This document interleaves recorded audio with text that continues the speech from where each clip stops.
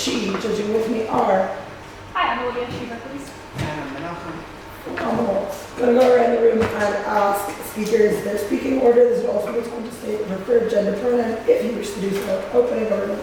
Hey, my name is Igor. I use they and pronoun. And speaking second, Hania, they them. Fantastic. So Georgia will be speaking first, Miller second, no preference.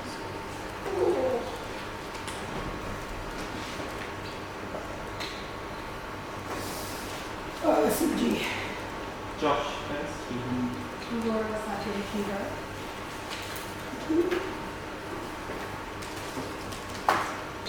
And Theo. Second first one for you.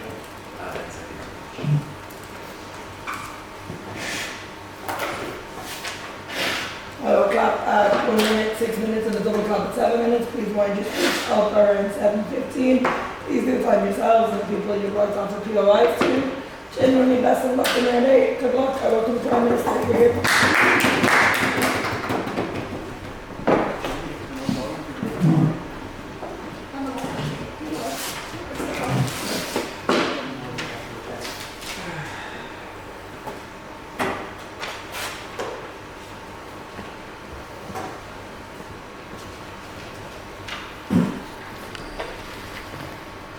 It's my group recorded run, but I never say hi to anyone. So, cześć, ktoś to ogląda to na spotkaniu. Wlałem moje rodzice. Like a spell. The secret. The secret message. No, the word was just a few things. Yeah, I I will will first. just use 10 more seconds of my time to position my notes.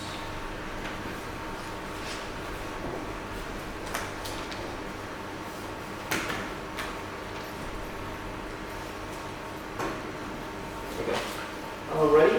Yeah. I will start my speech with my next one. This debate happens when there is a clash between USA interests and China's ones.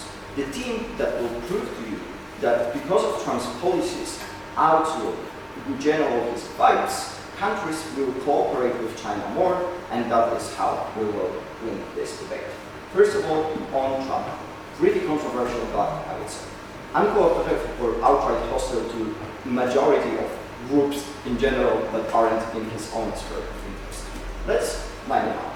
First of all, China itself, seen as the main threat to democracy or like to capitalism or to American dream, to right to privacy, yada yada. This can be seen as during his 2016 presidency, cutting basically all the ties with Chinese in terms of economical or political interactions. Second of all, he hates EU and NATO.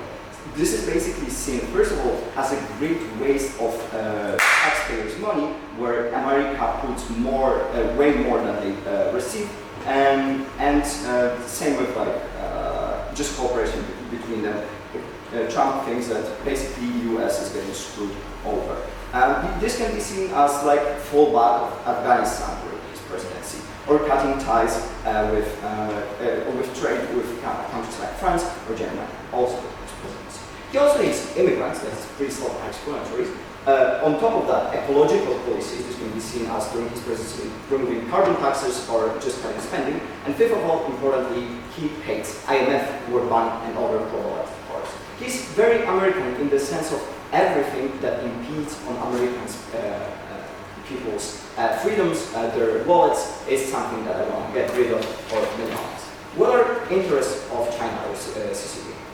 China in general wants to be stronger than us. I think on two broad brushes. First of all, on high-tech and green industries, on technology itself. This is the main competitor of US right now. This is the only power that has the know-how, the capacity, the resources, and everything to produce cars, to produce technology, to produce microtransporters, yada yada. Second of all, just power projections and places that they can influence. So those are places like Africa and the resources, India and the Kashmir sites, South China, the sea and power projections, their so what they get out of that is, first of all, minerals that they need to push their economy to push being the biggest height of power and just better trade routes in the case of like China, South China Sea. Right. So what will Trump probably do during his presidency if he comes to power? First of all, I think he cuts the ties with EU in some ways. He couldn't do that last time because he didn't have things like Supreme Court. He didn't really have a plan or strong following right now. Right now, I think what he does is he cuts a lot of funding or a lot of like interpolitical things with EU. Second of all, making IMF and World Bank more US-centric. He has an incentive to this, but he has a capacity to this, because basically IMF and World Bank are funded mostly by the US and they have the most say in there. They also have the veto power. So he talks about American taxpayer paying for roads in Mexico that the then immigrants come. And I think what he does with them is he cuts a lot of funding from those things and pressures IMF and other places to push the funding on other places. Then he just cuts the ties with NATO. He couldn't do that before. He can now. So even if Trump cuts ties with the EU, why is the logical alternative of the EU is to go to China? There are many other developing countries. I will tell you. Lastly, he will spend a fuck on resources internally, on building a wall, on keeping the immigrants in, on fixing the economy, yada yada, because that's his narrative. America as an independent country and not responsible for other people's problems. Why is that important? First of all, EU loses their one of their main allies outside of the EU, both economically, but more importantly, military. So this happens. Why that's important? So now EU is more susceptible to all of the power projections on their in the South China Sea, in Africa, on every single place.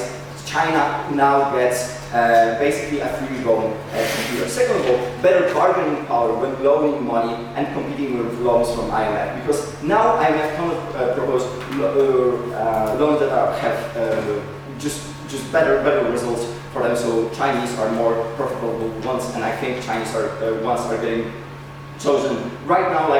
I would say 50-50, so now they get the edge. They just get more investments in places that they want them over the US and over the EU. That also kind of binds EU more closely to China again, because they get more investments. EU also wants to get those investments, especially when those are high capacity batteries or EVs or green technology that Trump will basically cut himself from and move back to carbon and all, right? So we just fill in the gap that we were competing in, and we basically monopolized the market fully. There's less pressure on places like Taiwan. Not that Opt might say, oh, but he hates China, he will double the pressure. But note that all of these operations are essentially NATO missions that he does not want to support and either wants to fall back from or move them completely elsewhere. So what is actually comparative to him winning the debate? To him winning the elections? It's Kamala Harris, who is generally really international, first woman president, first woman POC president, right? Those are important optic things that make countries, most countries of the EU, just want to work with them less instead of Trump. How does that manifest in the scope of this debate? I think in general, China just is in a worse position if Kamala Harris wins. They don't get the argument of Trump is main problem of China is that it's seen as kind of unhinged, kind of scary, kind of communist. And when they on comparative, they have a nice woman POC that they can do deals with and are not scared of. This is a less valid option with them. And when on the other side, Trump is a person who doesn't want to make deals with them or gives them very harsh conditions and keeps talking about how he wants to be separated, China seems to be a more viable option and an option that we want to do more deals with. And that's why it is our interest about those. Next speaker is a fine speech and another from the leader of opposition.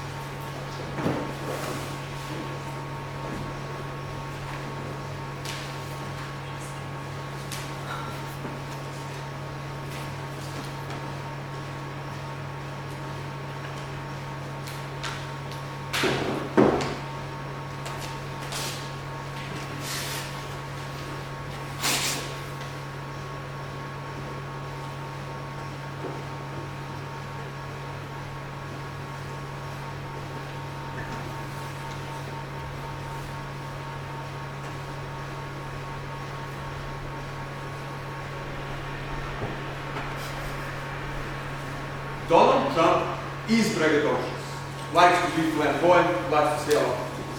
Even though he says he wants to completely remove the United States from Europe and other parts of the world, we don't believe it is likely to manifest in a way to opening government themselves. We don't think he is going to completely remove America because he doesn't have the power to also do so, to just remove himself from the EU. We think it is likely to go in a more close direction. But I think he's still likely to stay in the South China Sea specifically and still have America or still have influence on the rest of the world. What we do believe is then the comparative. It is two things.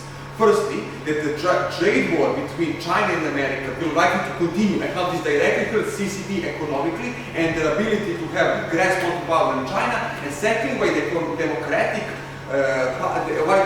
democracy come to power, they are inherently more unstable because Kamala Harris is much less popular, likely to result in first decisions by America, and that is beneficial to China. So firstly, on frame, why China, US won't remove their geopolitical presence specifically in the South China Sea.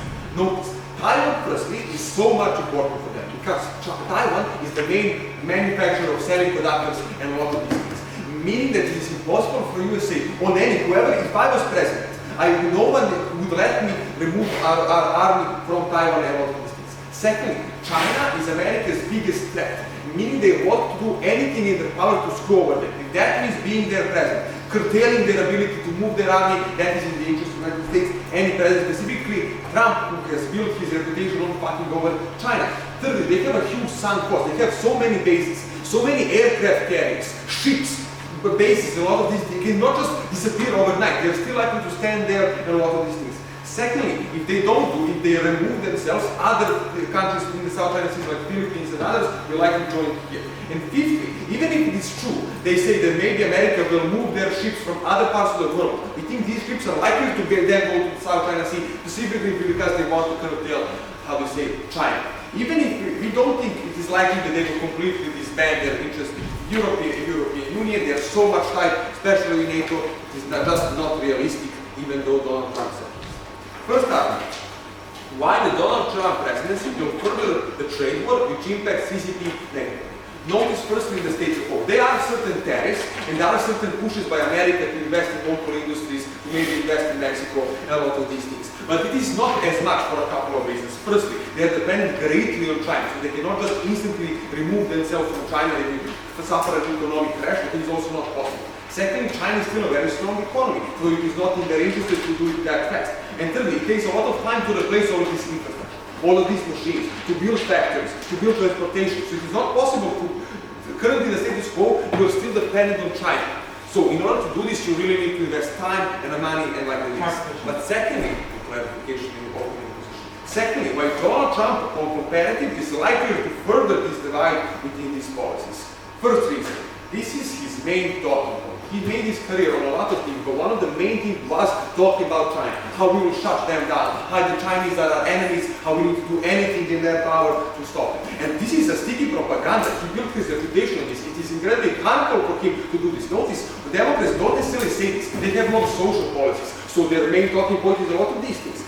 But secondly, Trump has more consolidation of power within the GOP, within the Republican Party, because he's the main player there. So he has more leverage over any other, and he does not have to fear within this party what can happen. Kamala Harris was undemocratically elected to be the running partner, unfortunately. So a lot of people can actually do a lot of things to her and stuff like this. But thirdly, Donald Trump and the Republican Party have made a shift. They are much more pro-local workers, more pro-American, especially because they are against immigration and a lot of these things. They want to help the average American by specifically building these factories in maybe some rural areas and a lot of these things. Especially, fourthly, they criticize Bidenomics so much, meaning they want to do this economy. So what does this lead to? This leads to a couple of things. Much more investment in local industries. This leads to much more, how we say, investment in nearby countries such as Mexico to be the manufacturing hub and stuff like this. But thirdly, this means the tariffs spiral out of control. They employ tariffs on us, we employ much more tariffs on them because we need to answer, we need to be stronger than a lot of these things. But fourthly,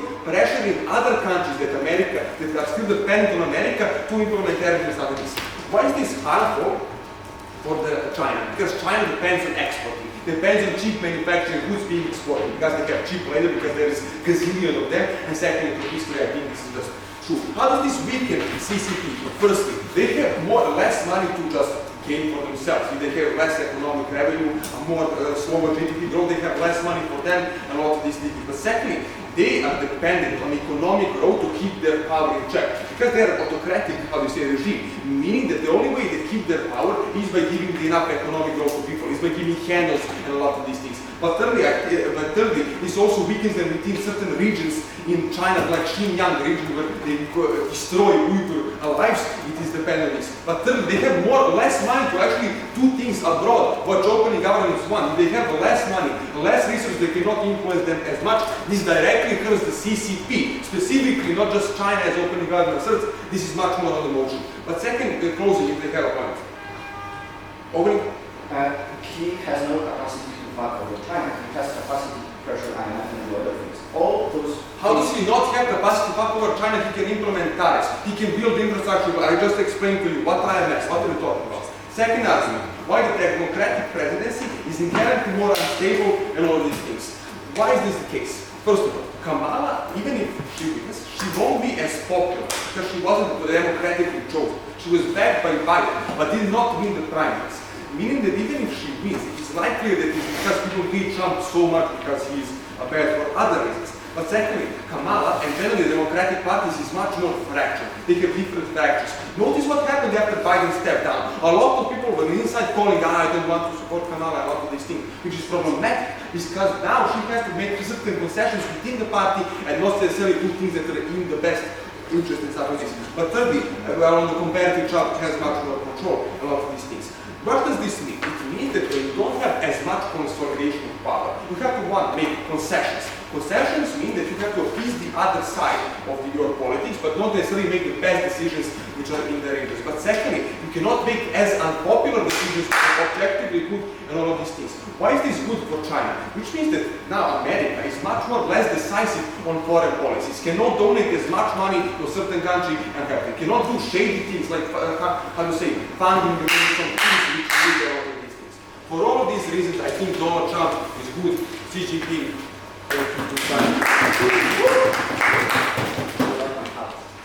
Ben. I'd like to thank the Speaker for that fine speech, and I welcome the Deputy Prime Minister here.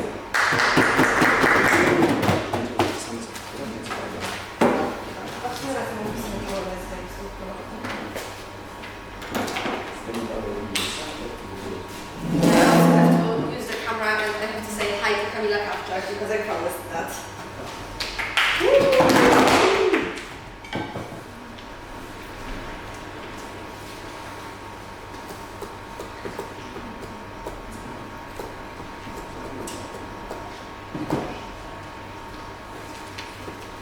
Okay, I will start in 3, 2, 1. The problem with our case is that trade war is already so strong that making it slightly stronger won't make any difference for China. Why is that? In the time from 2016 to 2020, Trump already did all he fucking could to block China. Like, he imposed all of those tariffs, he did all of those blockages, he blocked all of that export, he did as much as he could. That means that even if they are true, and he will be more motivated to do something about it, that doing something about it is such a minor case and such a minor change that is possible to do, that it will most likely do not affect the party in any way. But secondly, with that, they would also have to prove that Kamala will be so much better, that she will reinstate the cooperation, that she will take away all of those tariffs and all of those blockages that already exist. And I think Obama was unable to prove that because, as already stated, it is in the interest of the US to fuck over China. So probably Kamala, as very good as a president, will also continue with the tariffs, with the blockages, also to sustain the support from the voters. She will continue with those tariffs. That means that on both sides of the house, we have very strong tariffs and very strong blockages on China already, and they are unlikely to change in any sort of way. Second thing OO says is that Kamala means that there's less consolidation and less decisive foreign policies. Okay, Biden had a very similar case to Kamala. He was also not very well liked. Most US politicians win on very, very small margins, and they are still able to make very nice, very well decisive decisions. But besides that, Kamala is extremely well liked. She recently raised $100 million for the campaign. Like, that's an insane money. She has raised so much money just for being herself. But even if she isn't doesn't have so much power, she's an amazing fucking diplomat. Why? 5 reasons. First of all, she hasn't done any stupid shit like Biden, like Trump did, like starting war over Twitter, and because of that, no one is like preconditionally not liking her on the international arena. Second of all, she can talk with anyone. She's the one who does speak, who have been doing speaking with minorities, with groups, with foreign diplomats for Biden administration. Third of all, she helped Biden specifically with his diplomatic duties, and that has been going really well. Fourth of all, she's very calm, unlike Trump. Trump is extremely explosive. Fifth, she has already done great in her campaign. She has already raised insane amount of money, and she has already garnered support to the point where in some polls she gets 49% and Trump gets like 40. So that is an insanely huge difference for U.S. politics. That means that Kamala is very likely to do great in terms of international relations and do great for U.S. politics. And if Obama agrees that what is good for U.S. is bad for China, then probably Kamala will do the best for U.S. She absolutely can. Now, going on to their rebuttal to us. They say that, oh, we can just like remove ourselves from international relations. First of all, we are not saying to like fully just like go away, say hi to all the diplomats and go. It is simply harder to sustain them on a very high level. Currently, the US has very strong cooperation with different countries. If those countries do not like our president and do not like our administration, they are likely to make that cooperation way smaller. A great example of that is that before Trump, UK had great cooperation with the US. They really liked each other. With Trump, even Queen hated Trump. She even showed it with her outfit. That means that Trump by himself was able to successfully make those corporations way worse because he was not liked. But even if he would be a fine diplomat, as I explained beforehand, Kamala is just so much fucking better at being diplomatic. And with that, she's able to at least make those corporations way stronger later. Second of all, even if we wouldn't just like remove ourselves, those countries are less willing to cooperate with us on a higher diplomatic level if they do not like our administration, if they do not like our policies, if we fuck them over with our policies, such as with Mexico. That means that on both sides, probably Trump has way worse relationship with any international organizations or any other countries. And then our argument goes that it's not the thing that everyone will EU will now cooperate with China. It's the thing that anywhere in the world where US and EU gets weaker, and EU because US gets weaker, China has a higher chance of gaining more. China has a higher chance of establishing cooperation. China seems like a better option. China seems like a richer option, and US and the EU starts looking like a worse option. Closing. Does the US government have control over the vast majority of private entities in the US? I don't know how it's from that. I think they are both strongly connected with lobbying and all that stuff and with funding Trump's campaign. Okay. Now moving on to some more of my material. On Wayne, we believe that on our side we are able to get way more money from high tech. That Trump will probably fuck us over and we are able to do better. Second of all, we are able to get the South China Sea, and to South China Sea comes cheaper transportation of our goods. And as we are an export country, as our agrees, having cheaper transportation through the South China Sea is crucial for us to be making more money. And with money, probably every single other interest that might come up in this debate is probably easily accessible if we just have a shit ton of money. If we have shit ton of money, we can probably sustain support within the country through making, I don't know, quality of life better or suddenly doing some like false democracy shit. So with that money, we can also sustain greater cooperations with countries around us through, again, giving them money, giving them investments, or any other interests that may come up in this debate. That means that our analysis is logically prior to any other interest that may come up because it is easily achievable with money that we only get in greater extent on our side. So, just comparing it with just coming up back to what Owo has been saying. I think that trade war is so insane right now that it is unlikely to get stronger, but even if it does get stronger, that small margin is definitely a way smaller margin on Chinese export than all of the money that they can get from transporting everything way cheaper or all of the money they can get from the high tech. So just in the case of money,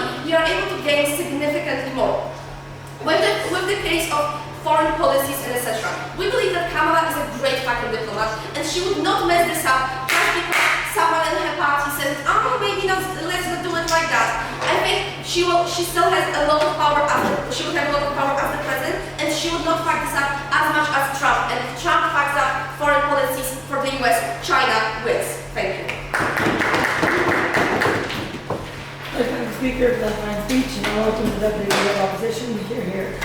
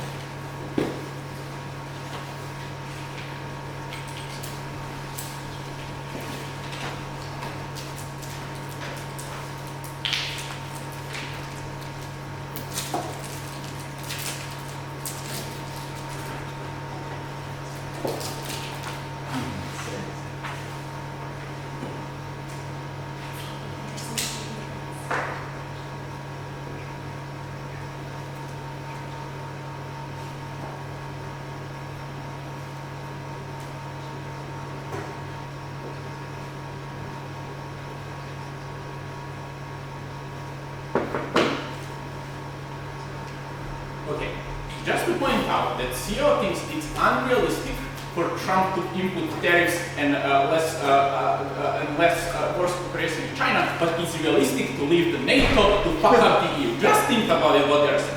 Why is it more? First of all, what are the attacks that we get from them? The first attack is, oh, what they're going to do? They're already in trade war with China, so there is nothing much they can do. First of all, I think it's factually untrue. They've gotten to the point that they can do any more.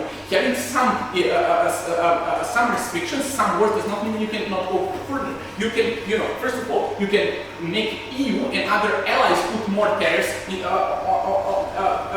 on China. Second of all, ban Chinese companies in the USA or restrict how much they can cooperate, put higher taxes on them, make their job a lot more difficult. This hurts China a lot. Second of all, sanctions allies of China, which also hurts, Chinese influence. And fourthly, most importantly, invest a lot in the industries that US needs to cut off ties with China, because there are things that US needs to import right now that doesn't have the infrastructure to actually make on their own. Investing a lot into them, which is pretty much expensive, is what needs to be done for USA to actually cut off each other. Second thing, why Kamala will not do the same? They'll cover up business. First of all, because you need a lot of investments, it is harder for Kamala to do it because Kamala does have more unstable power right now. Why is it so? But they're just giving some polls for most of the polls, put Trump's a lot ahead. But what is more important for Kamala? First of all, Kamala was not in the main eyes of the campaign. Biden was on their side of the house. Biden is now gone, which means that Kamala didn't have enough of media support. Second of all, there are a lot of disagreements within the party, whether within the Democratic Party, whether Biden should have, stepped down earlier or should have not.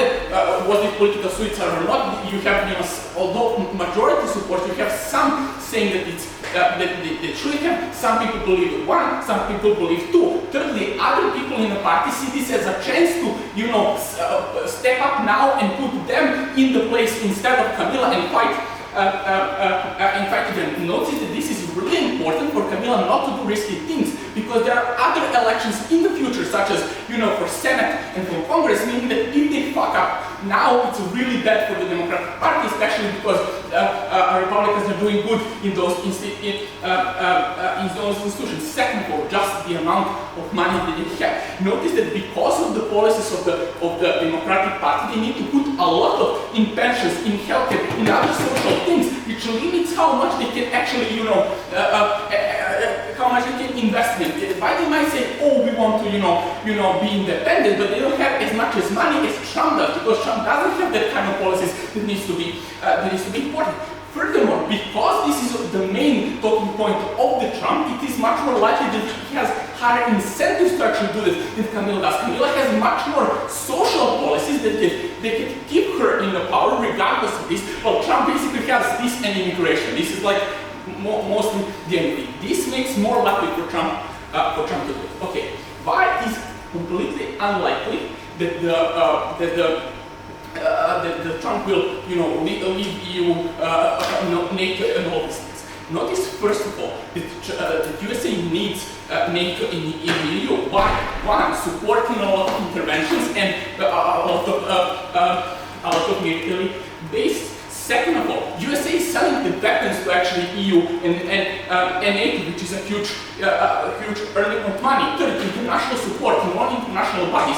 USA and EU are actually doing for most things everything together. Just imagine if you piss off EU leader, how it would like to actually come to a position you actually have to fight over all of the other when you're representing to all the other countries. But just even imagine the best case scenario for the OG.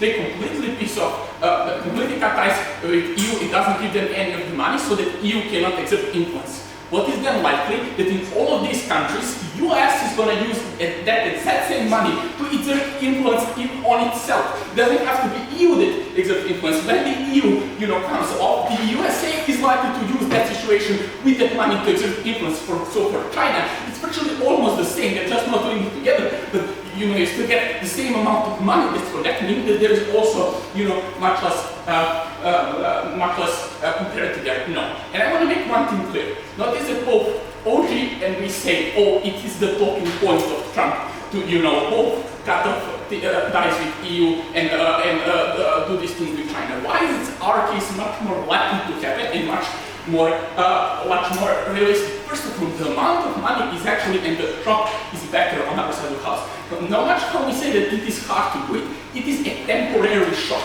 There is a future return on our side of the house, which makes it easier for Trump to do it. Cutting off ties with EU is catastrophic in the long run. Second of all, on our side of the house, on our side of the house, you're pissing off only China. We don't care because you already pissed off China. On their side of the house, you're pissing off your allies. Third of all, there is more internal support. No matter that both are talking points, much more people in the United States believe that they should fuck off China than they should, fuck over US and EU, because a lot of Republicans still believe that the USA should cooperate with them. Yes. Okay, it's a sliding scale. Sure, we won't do it EU and NATO right away, but we'll cut spending, not engage in intersectional policies like 2015 and zero or military operations, right? Yes, and then they'll be doing military operations on their own in all these countries. I don't know what's the main impact. And the fourth reason is that, just think about it, Trump doesn't make and come out all of the decisions. The deep state and all of the bipartisan people in the United States are much more likely to support our side than their side. So what is the importance of our case, and why is it so important?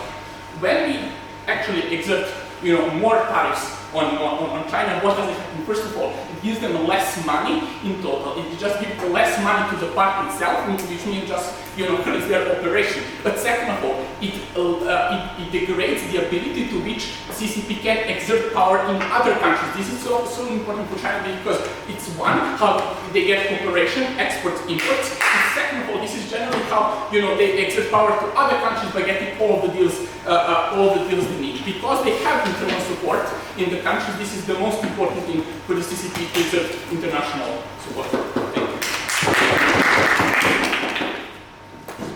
I was like to speak here for that fine speech, and I welcome the member of government.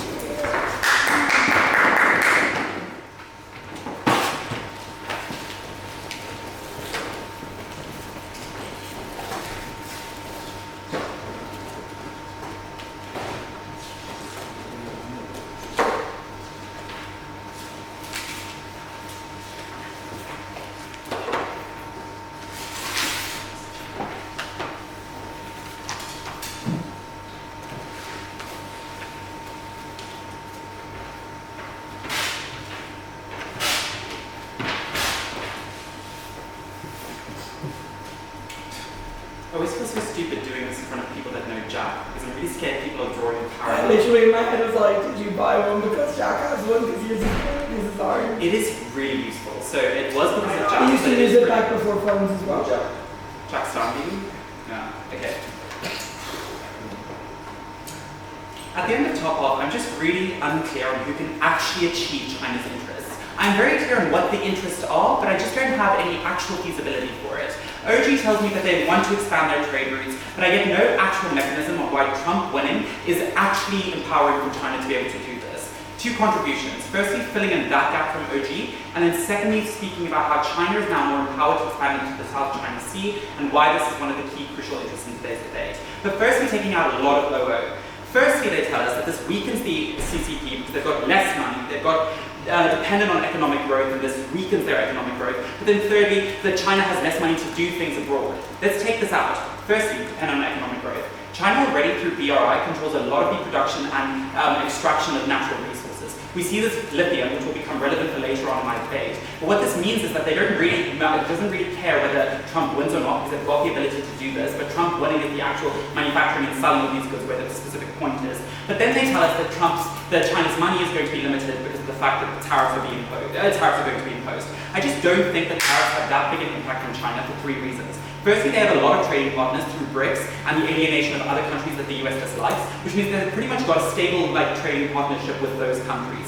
Secondly, they have a lot of fixed access to fixed resources. So they control a lot of the ports in Pakistan, they control a lot of the trucking trade routes between South African the provinces and stuff like that, which they're able to utilize, and depending on, regardless of who wins, they still have control of that. But then thirdly, they very cleverly have control of the key resources needed for a lot of green technology. This is where lithium comes into play. I know that OG is tapping, but they don't actually say this. The benefit of having access to 60% of the world's lithium, the extraction of it, the production of it, the refinement of it, and the creation of products, is that regardless of tariffs, you are always able to outcompete these tariffs. So even if the US or the EU is tariffing China and making the expansion of these products more expensive for China, it is still really cheap for them to be able to produce this, so they can take the hit that the tariffs are imposing.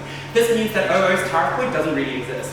Secondly then, they tell us about this specific thing, and this is a concession into my case, about how their US interest through Trump is the investment in local economies. What this means is that the capacity of the US to defend its allies, to expand internationally, etc., is massively reduced. Firstly, because of the fact that it does take a lot to build up this new infrastructure and hire people and stuff like that, which means a lot of the resources that could be spending on military operations and supporting allies is now going to be turned inwards. This is a concession from OG, this means that we won on this clash. But secondly, it just means that they don't have the capacity to actually defend, so China can fill in this gap. Why then do we fix OG's case on why the expansion of control of production and development through BRI? So firstly, I think it's important to note that China has control and wants to expand its control of its infrastructure and in resource-rich nations. This is why they've been doing so much BRI, why they've been investing in BRICS as much as they have, etc., etc. So what this means is that currently America is able to limit this because of the tariffs on lithium. So they have the control and the ability to do lithium, but they're less able to expand into these nations because currently the nations that have these resources are currently trading with America because they see America as a more stable trading partner. But then again, because of OG's concession, where they turn inwards, these people are not, OG's concession, these people now don't have a trading partner, so you can capitalize on that. But then secondly, the protectionism of American interests through specific policy means that these countries, before China even wins, start hedging against the fact that Trump is going to win, so that they have alternative trade routes. But then secondly, and this is where we really win on this clash, is that Trump winning is good for China because it means that China can use the rhetoric around Trump's campaigning to actually start trading with partners and new countries and stuff like that. America has the capacity to do this, then it takes out a big push from OO on reliance because America has the capacity to turn inwards and won't be as reliant on these resources because of the fact that it has a lot of really pro-American allies already. So for example, Trump is incredibly reliant. Trump and Javier Milei are basically like sluts for each other and they're in love with each other and whatever. So they just expand the relationship there and other pro-countries. But two, they have some existing infrastructure that they can capitalize on to further expand this. And then three, they have trade agreements and economic agreements with key players that are crucial to the US that they can rely on more. So they have military agreements with Turkey and Israel. They have oil with the Middle East, and they've got trade with Canada, which is apparently a thing Aurora knows. This is really important because it means that China is able to more aggressively expand trade and production because the US isn't going to have the capacity to stop them.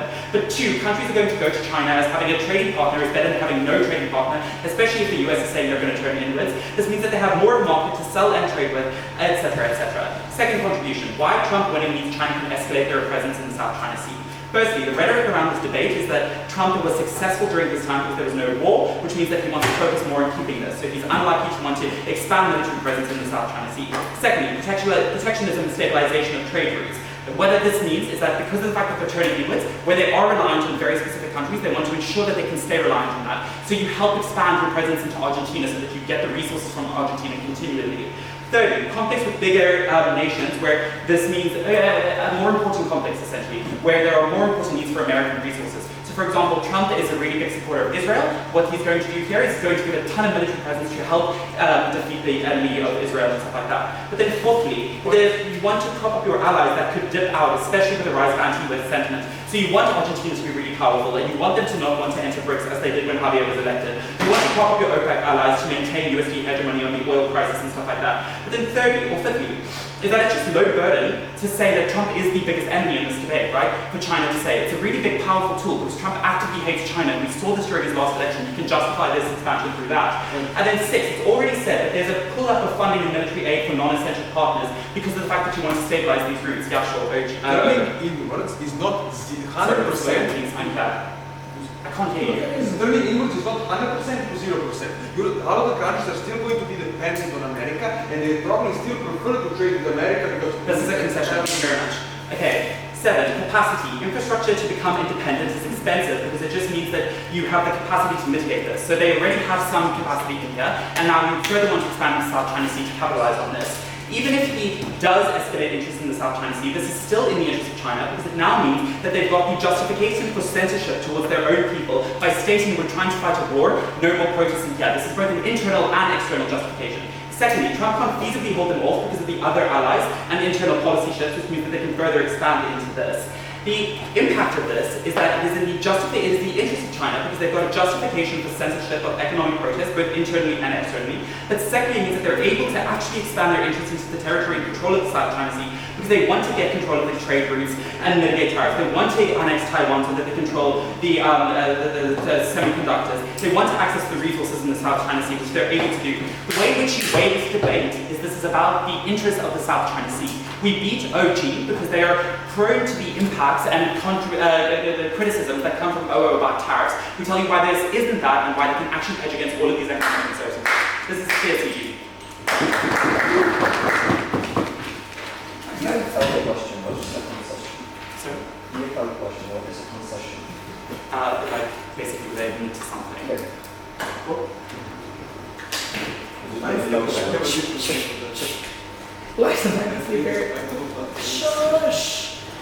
The lifetime speaker for the fine speech, and I welcome the member of opposition here.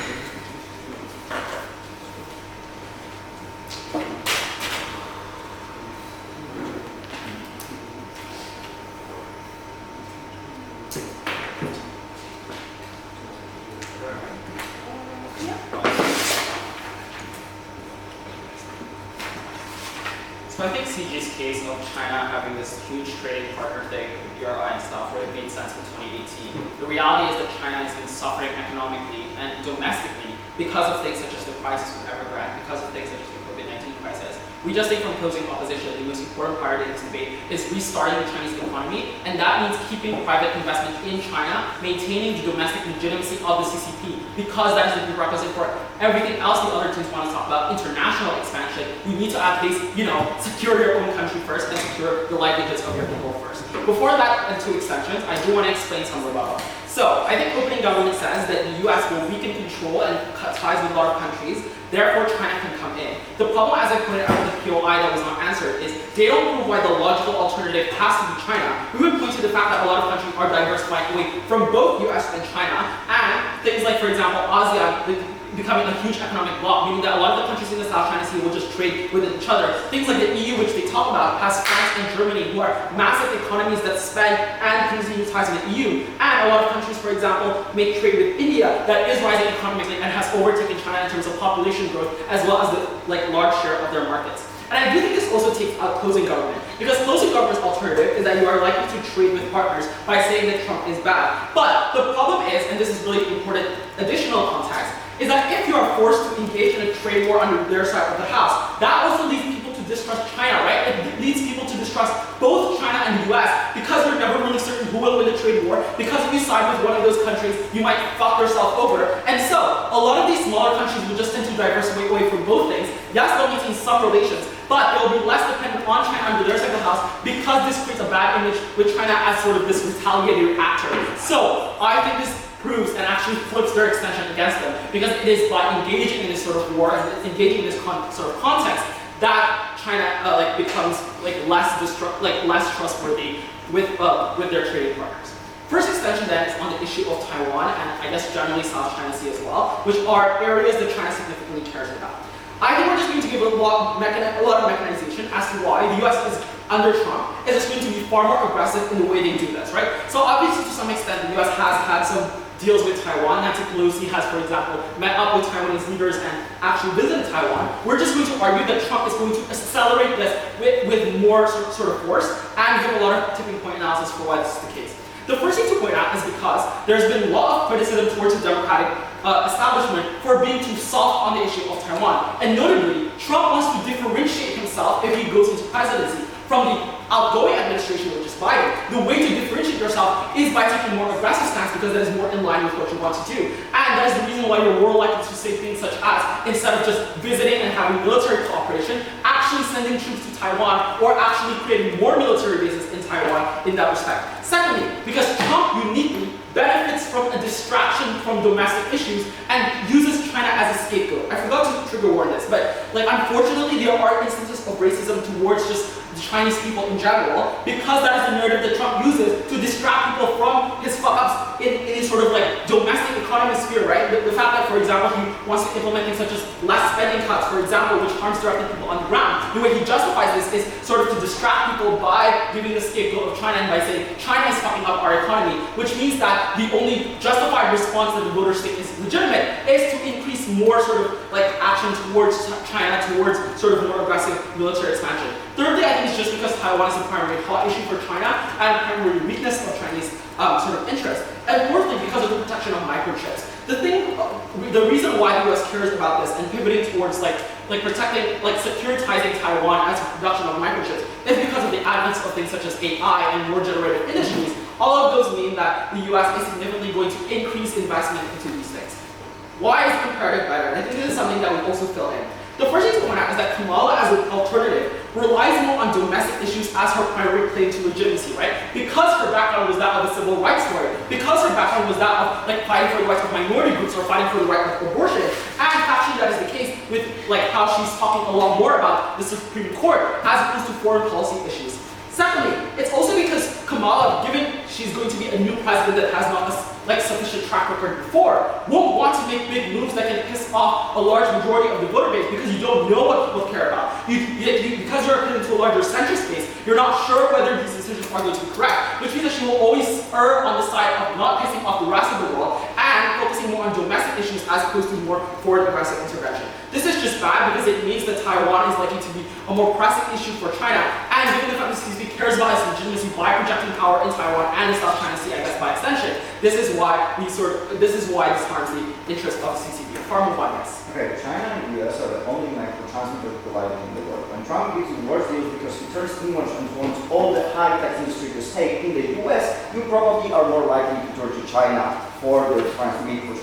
Okay, thank you. So the first thing to point out is that there are a lot of other industries that people can pivot to, and we would point out that they do. So ASEAN is focusing more on, for example, natural resources as opposed to manufacturing industries. Secondly, to point out that I don't think that you proved that the US will withdraw to a significant extent. For all the reasons that the US is probably dependent on these other countries as well. Second argument then as to why this basically harms the image and reputation of the CCP.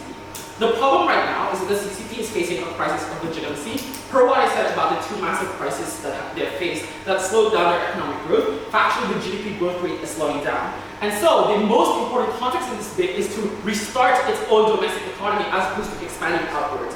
I think that's particularly harmed under their side of the house for two reasons. The first thing to point out is because Trump is likely to set the agenda in a way to crack down on inflation, because that's generally the Republican narrative. What that means is that he's likely to pressure the central bank, for example, or other parts of the government to do things like increase interest rates, which basically just means that more Chinese private investment flows to the US instead, because it is more profitable to invest in the US as opposed to China when the interest rates are high, because you know the demand for the currency is going to increase in the future. Factually, this is private investment is a significant part of US securities. Secondly, because when there's reduced government spending per Trump policy, right, because Biden has created so much stimulus that Trump wants to cut back on this, the problem is that that creates far more private ability to sort of enter into the market because now it's no longer dominated by the government, or dominated by government SOEs and government spending in the US, which means that more private investment goes towards the US that becomes more competitive when the government cuts back spending in the US. That means that Chinese investment just flies away from the country, harming the interests of the CCP. It means that people become more disinterested with the CCP, and that's bad. Because the fact that CCP often depends on these sort of rich investors. They depend on patronage networks, or they depend on the economy in general and the investment that they get. For those reasons, cause that. I'd thank the speaker for that fine speech, and I welcome the proposition with here. I don't know, so I will just leave.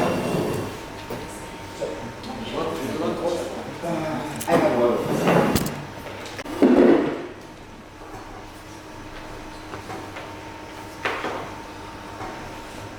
I've also been super unwell this week, so I pause.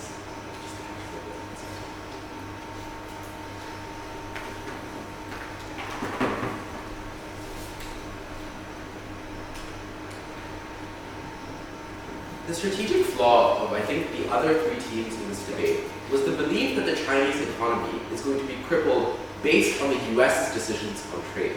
But I think as NG and GovWith both lay out, there's 4 different reasons for why Chinese trade remains relatively strong in the world, regardless of what the US does on either side of the house. The fact that they're engaging with BRICS, the fact that they control the largest volume of trade in the world, the fact that they have lithium resources that everybody requires, and so on and so forth. So for them to then go, but the US is currently the one that is providing these things, is strange. A, because the US is a primarily import-dependent country, its primary exports are largely service and tertiary products based, so it's unclear that China is competing with the US specifically. We tell you that China is competing with things like India, and that's entirely symmetric on either side of the house. But B, that people in the EU still trade with China massively, right? Germany is one of China's largest trading partners. The reason for this being that the average proximate voter doesn't really give a shit about international politics if at the end of the day, the shit that they're consuming is a little bit cheaper. Which is why most countries trade with China on either side of the house, and it doesn't really matter if there's more or less money going towards the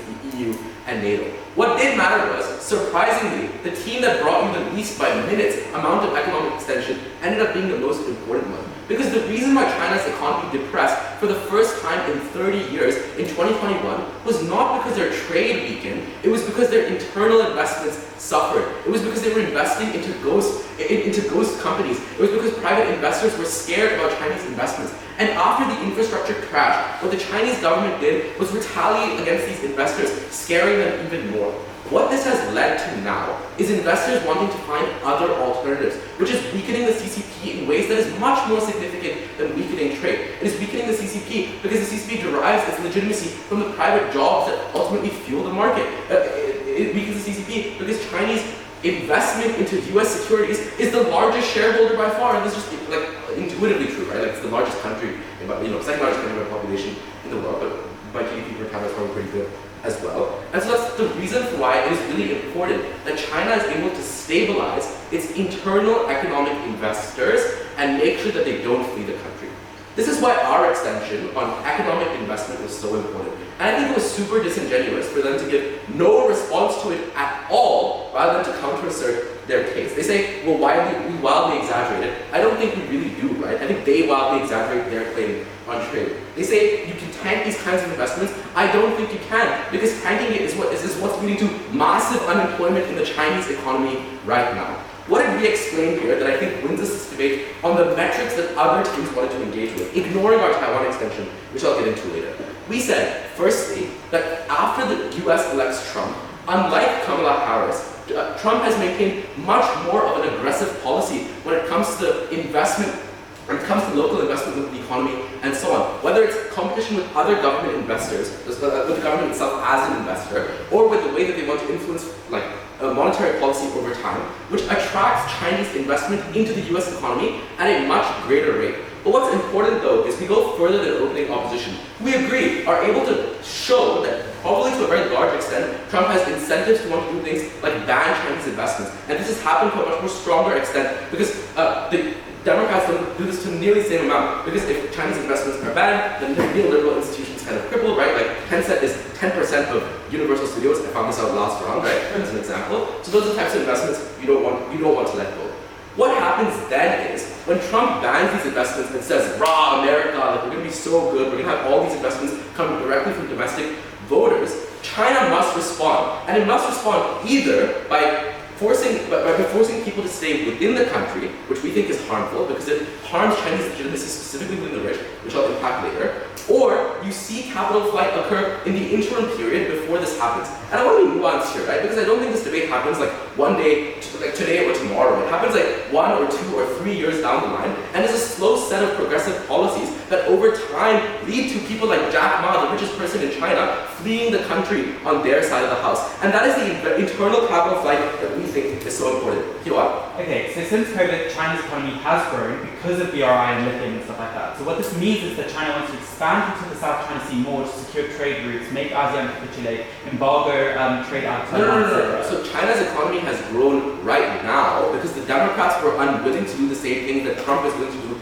on your side of the house. And it's not grown nearly the same amount, right? It's still stagnating. Of course, it's still going to grow because there's still going to be somewhat export that is symmetrical on both sides of the house. But the point is, this is the main thing that is causing the Chinese economy to suffer. So we're winning on that. Now let's talk about Taiwan and the responses we get from CEO, because there are not that many, right? They say that increasing military tensions is good for China. A, because it makes the Chinese citizens feel good, and B, because it's good for their economy because they have something to distract them with. On the second point, I think obviously going to war for China is not good. The way that Xi Jinping and the CCP specifically leverage Taiwan is a lot more nuanced than just going, look at the US, now it's time for us to win. They already do this independently for the reasons that they outlined, right? That South China Sea is strategically important to Taiwan. The issue though is that China is in a precarious position with its military expansion. It risks going to active war the more it attacks Taiwan because of the microprocessors that are important independently to the US. So this also responds to OO stuff about China and the USA being the only producers. Like Taiwan is the largest producer of these things, right?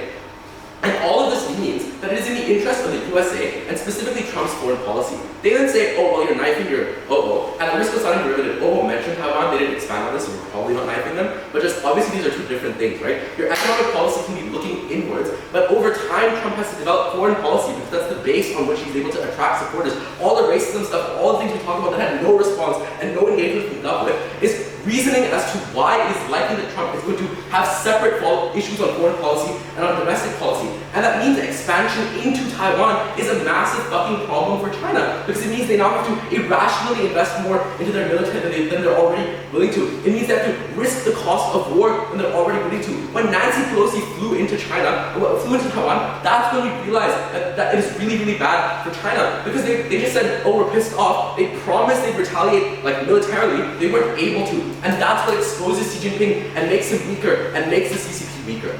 Let's weigh this extension over everything you hear, right? Because the reason I'm not responding much is because I'm willing to critic everything. But I think our extension still weighs over. Firstly, because Taiwan is an existential problem for China and has remained an existential problem for 50 years. It is the primary foreign policy issue that voters care about when they support the CCP, and it's the things that people were protesting against when Nancy Pelosi visited. Compared to the Democrats, Trump is way more aggressive and independent men have already weighed the economy, so we're winning by their metrics as well. I'm incredibly proud to admit.